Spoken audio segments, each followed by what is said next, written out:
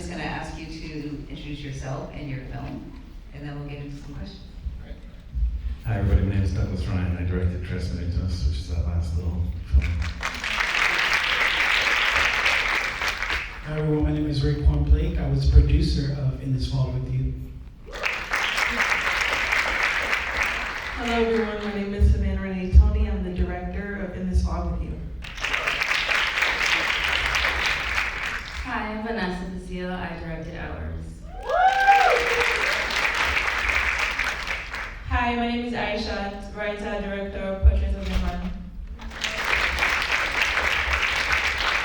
All right, so, they say that you write what you know. So I'm very curious as for each of you, why this topic, why this film, what was it that drew you to it? Let's start there. Okay, so for me, I come from a family where I've had family members who have struggled with mental health, and I wanted to talk about it in the best way I could. This was also my thesis film for my MFA, so it was important that it was something that was personal to me.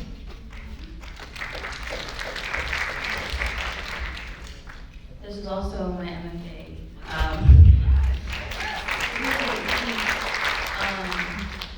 So something that really pushed this project was if I could rewrite my parents' story, how far would I go back, what would I change, and kind of how would I allow them to grow separately before coming together.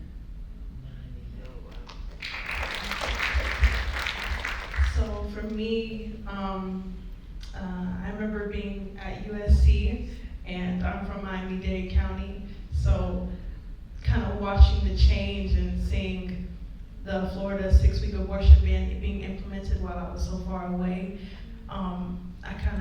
it just felt very strange to see my city be in this place and to get this reputation.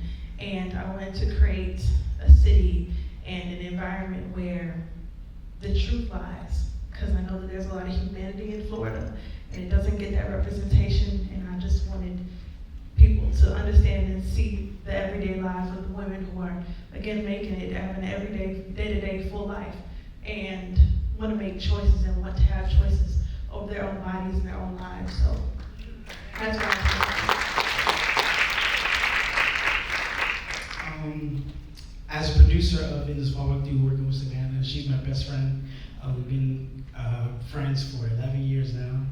And when it comes down to it, it was really my advocacy and my support of Black women, and making sure that I stood by those vulnerable stories that needed to be amplified, that really mattered to me.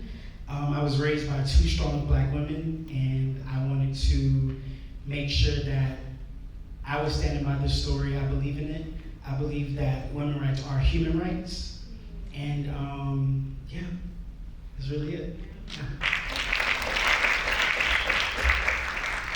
Those are all good answers. Can I have some of your answers instead?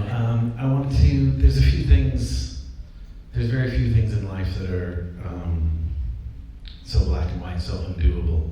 There's decisions that you can make, but it's, you lose a family member or you bring a new family member in, and there's something that it's just such a point in your life that can change the trajectory of where you're going.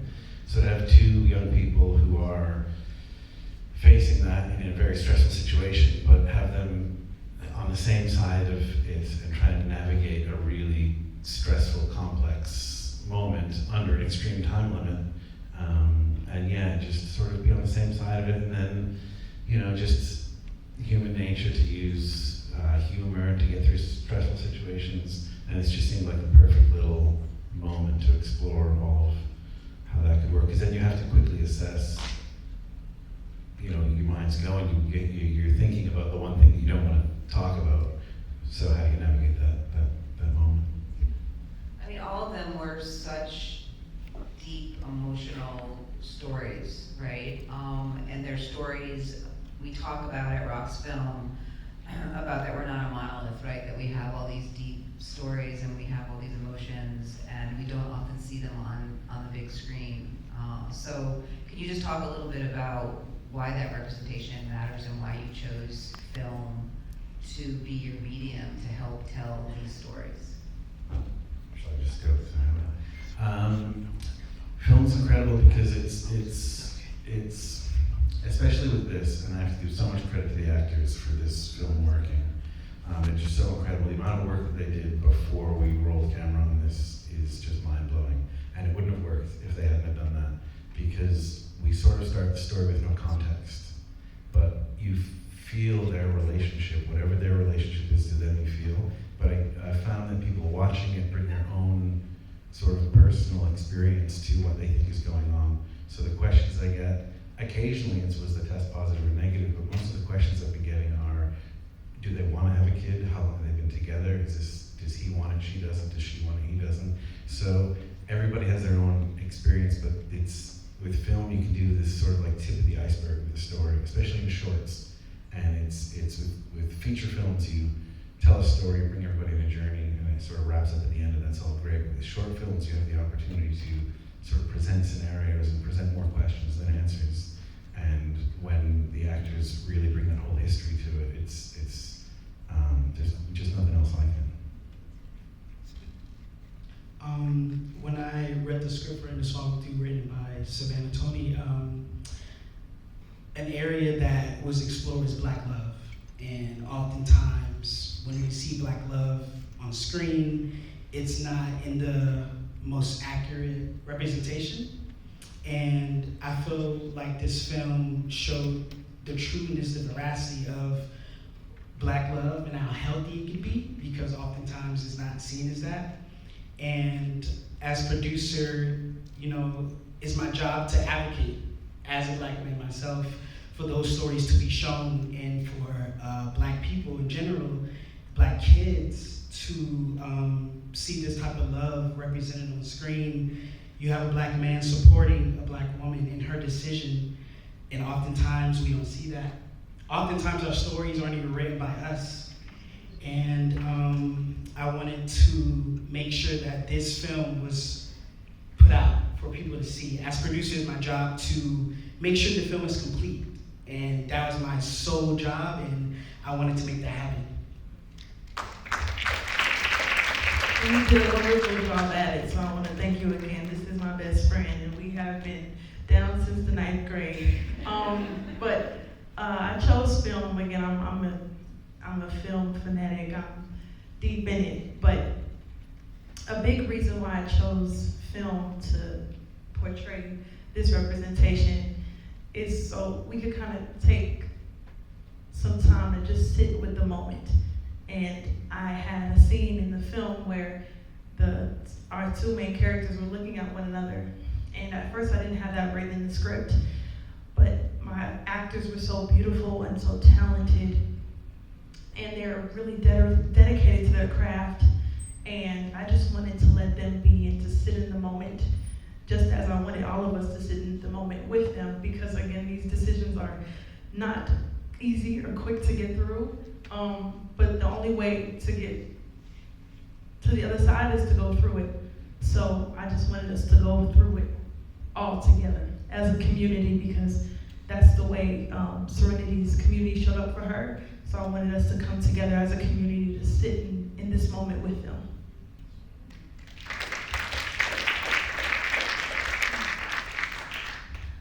Something that I really wanted to explore was seeing yourself in a third person position. I think it's hard to see the situation you're in until you actually see it. And that goes for both characters. So something that I kept in the back of my mind while writing and kind of just crafting everything was, maybe someone will see it and realize that they can do the same thing. I really just wanted to set some people free, I guess. I think film has a good way of showing you where you are without you realizing. And so many of the films that have changed my life and changed my perspective have done that for me, so I just wanted to do that for somebody else.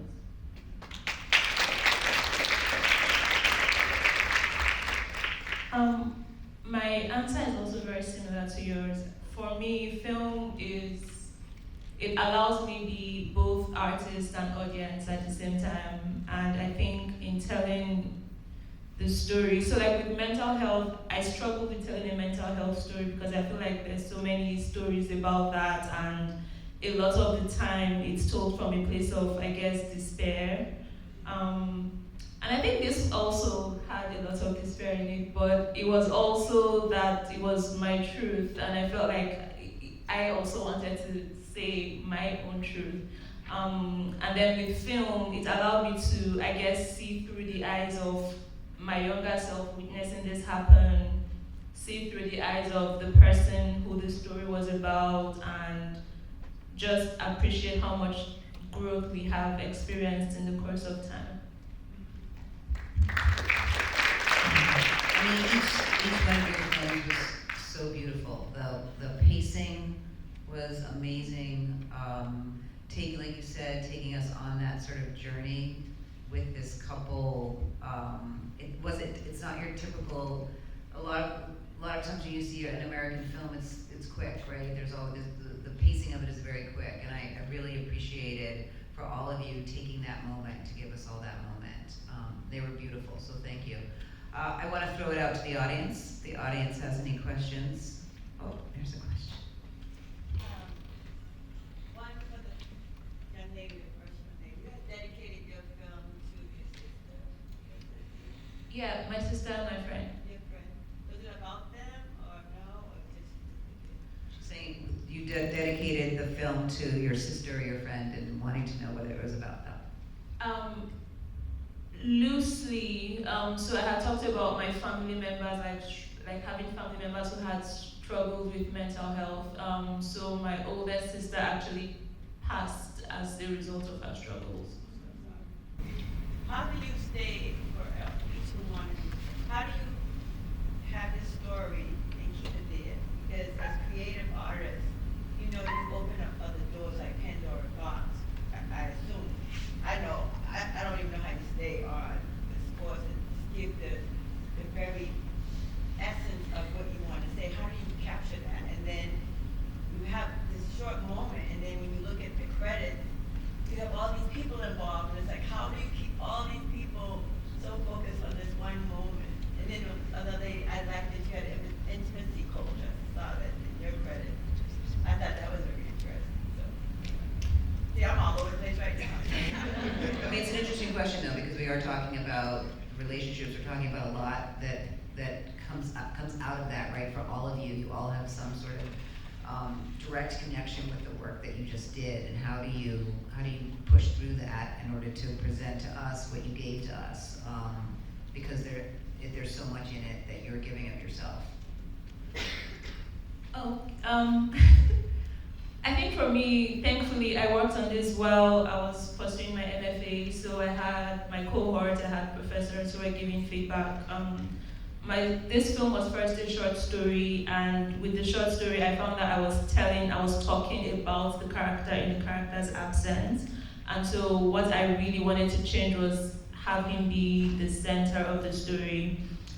There were definitely times where I worried that my own personal sentiments were filtering through, and maybe it's still there, I don't know, but I think as much as possible I tried to stay true to the emotions, and definitely there were times where it was personal, and I think for me it was okay because it is a personal story, and we learn as we go, so yeah.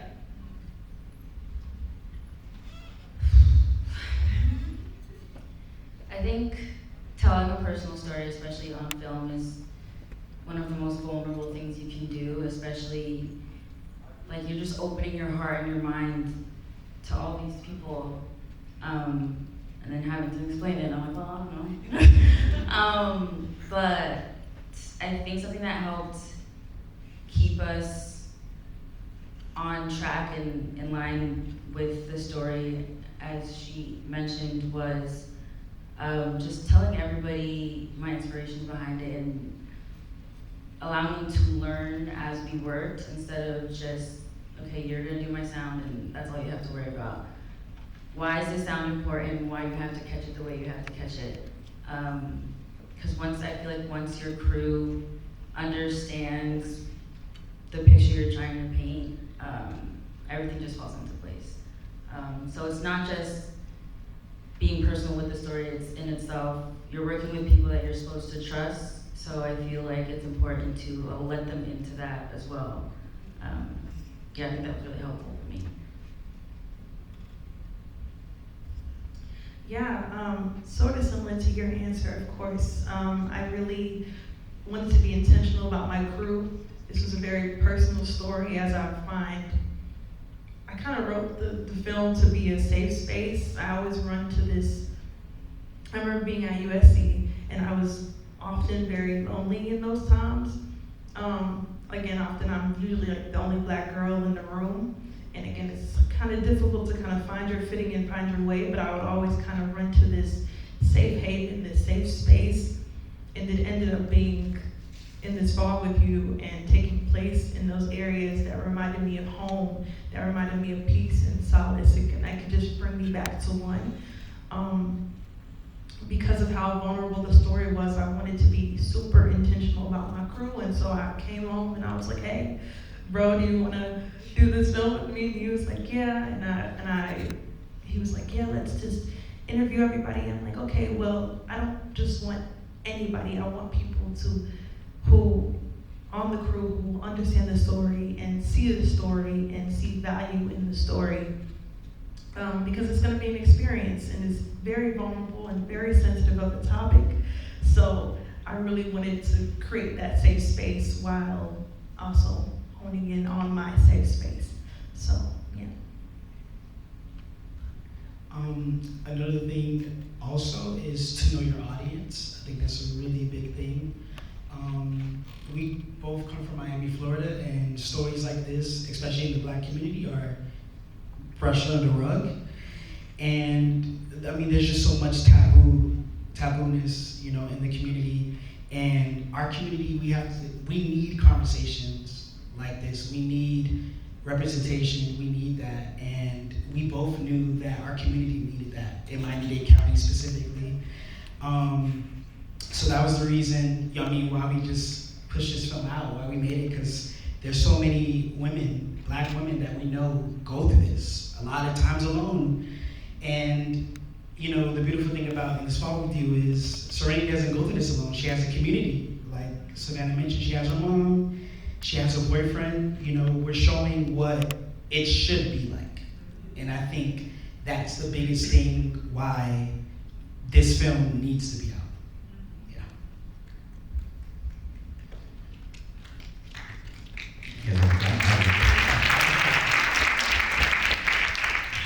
In terms of crew size and not letting the story expand out to something bigger, I think this is a bit of an anomaly. Alex and Austin and I were working on another film together, and they just came to me and said, hey, we want to do something in Spanish. Do you have anything written we can just translate to Spanish and just do like for our reels? So I said, yeah, I just bought a couple of lav mics that I want to test out. Come over whenever you want, and we'll film some stuff for your reel. And as I was filming it, like every sensor in my brain and heart was firing off on, this is gold. Like they've done so much work preparing for this. So I very quickly figured out in my head how many angles to get and swapping the lens and shooting that. It was just three of us in the room. And then what pickups I could get, what little insert shots I could get to really get this story to land. So it's just three of us. And the lines that I had pulled were actually from a larger project that I had written, which was about 18 or 20 pages.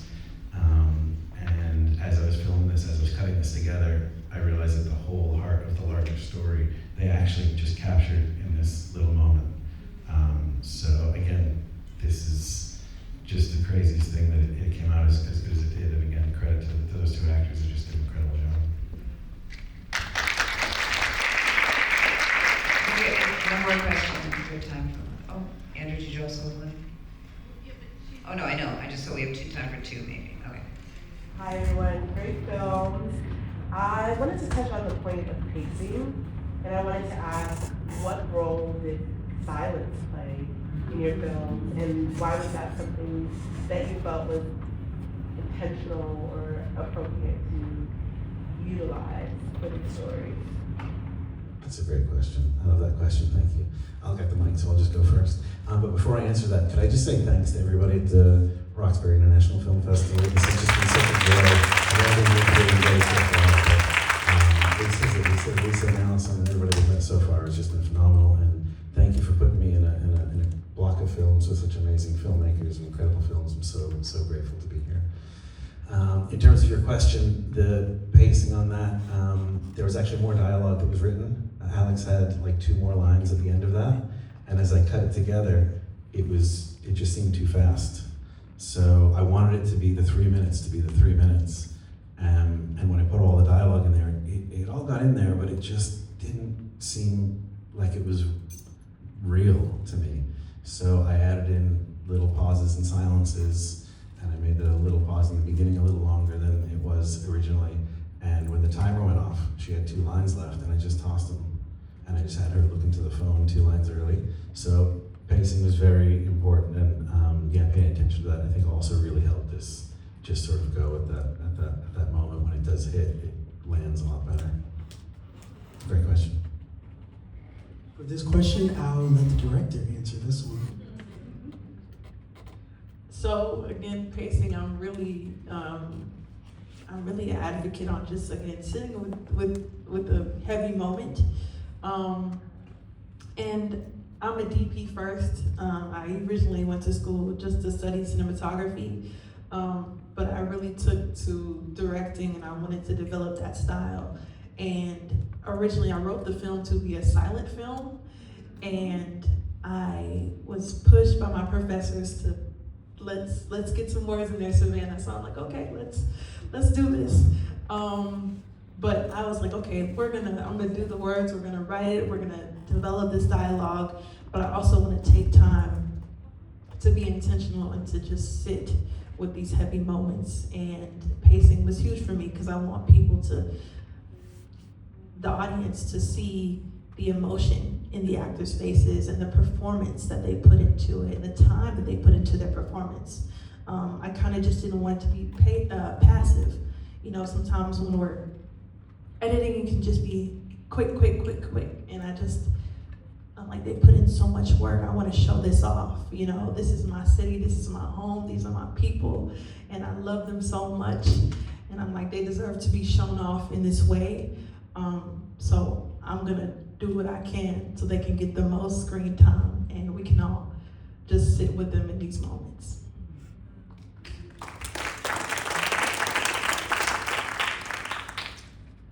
I think when dealing with such delicate subjects, there's a tendency to kind of overrun it with words and a whole lot of conversation. And I'm really grateful to have worked with an amazing actress, Kalala. She's in the front row.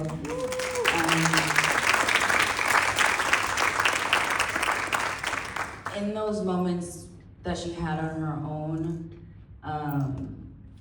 I feel like they said more than any words could have said. And I do think the bulk of the conversation coming from those interactions was really all I needed to get the point across and to show the dynamic of their relationship. And she's just so expressive that I didn't have to tell her too much. Like she's just amazing and was just able to really study Delilah's character and dive into it.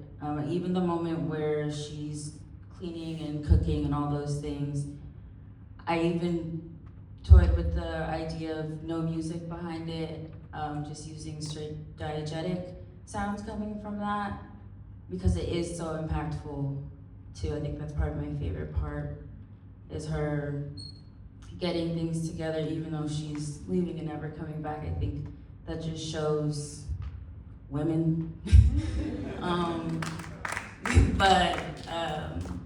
Yeah, I think silence is definitely one of my biggest, I don't want to say strengths, but I don't like too much talking, so yeah.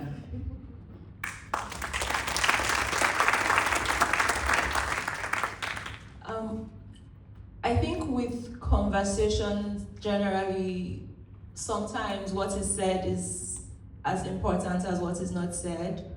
And so for the film, I thought it was also important to have the audience have moments where they hear where they hear the characters, and moments where they actually just sit and feel with the characters. And again, for a heavy topic, you also want to give the audience time to breathe. You want to give the story time to breathe. And I think it also goes back to the conversation about like why film. I think film gives us this room to hear, see, when is the person looking sad. I mean, if you're writing, you would say this person is sad, but then to actually see it in their eyes, or you know, the way even the camera moves. I think these things are so powerful, and sometimes you just don't want people talking.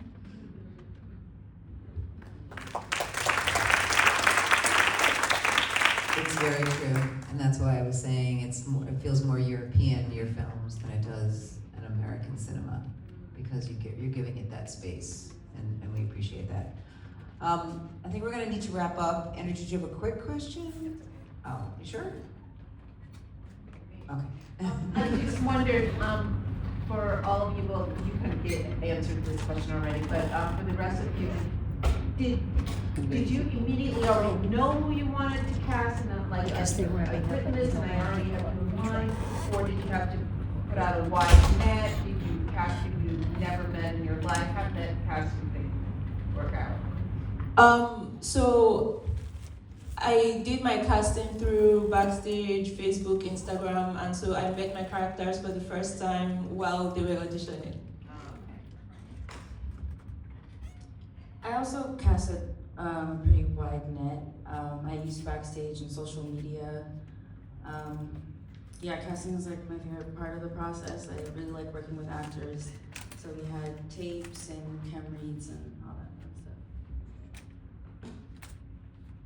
Yeah, same here. Yeah, I also casted a pretty wide net. I thought I caught something at first, and then we had a scheduling conflict, and then we had to start all the way from the beginning and find totally new cast members, which we see in the film. But Jamal, which is our lead male, he was casted by one of my high school friends, and that was his cousin. And his cousin was like, "Hey, bro, just apply for this.